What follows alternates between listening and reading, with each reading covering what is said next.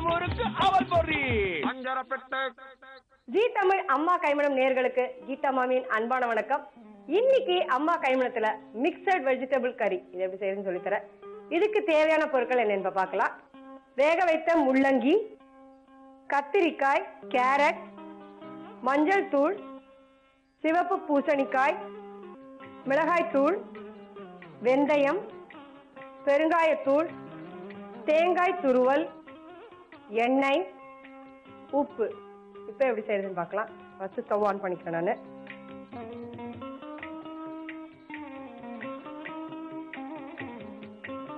First வானலியில் 2 spoon எண்ணெய் விட்டுருக்கேன்.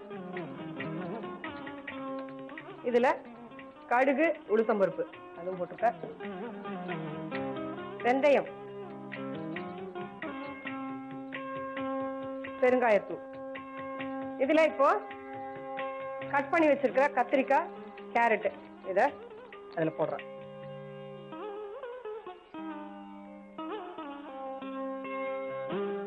வேக வைத்த முள்ளங்கி,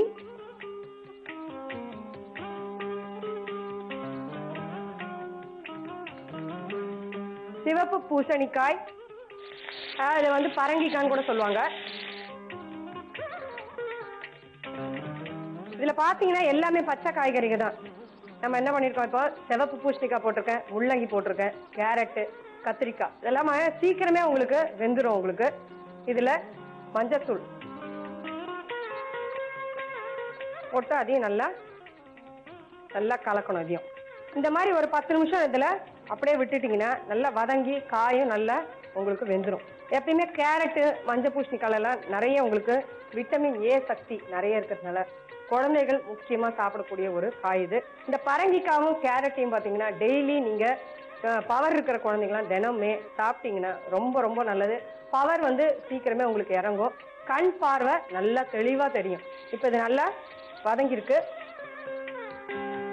இப்ப இதுக்கு தேவையான அளவுக்கு காரப்பொடி, அதாவது மிளகாய் தூள், அதையும் போட்டு நல்லா கலந்துக்கணும். இப்போ இதுல இந்த காய்க்கு தேவையான அளவுக்கு உப்பு போட்டுட்டு நல்லா கலக்கணும். இது வதங்கினாலே போறோம், நல்லா உங்களுக்கு வெந்துடும். ஏன்னா எல்லா காயுமே பாத்தீங்கன்னா பச்சை காய்கறிகள் தான், கொஞ்சம் வதங்கினாலே நல்லா வெந்துடும் உங்களுக்கு. இதுல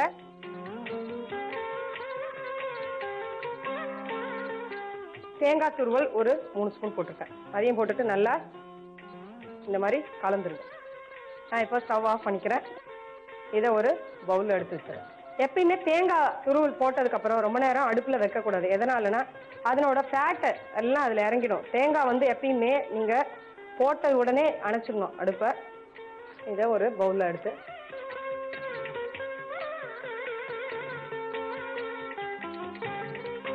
இதுக்கு மேலே அலங்கரிக்க கொஞ்சம் நம்ம கொத்தமல்லி வச்சிருக்கேன். ஒரு வித்தியாசமான மிக்சட் வெஜிடபிள் கறி உங்களுக்காக தயாரா எடுத்து இது எப்படி செய்யறதுன்னு திருப்பி உங்களுக்காக நான் சொல்றேன். வானலியில கொஞ்சம் எண்ணெய் விட்டுக்கோங்க.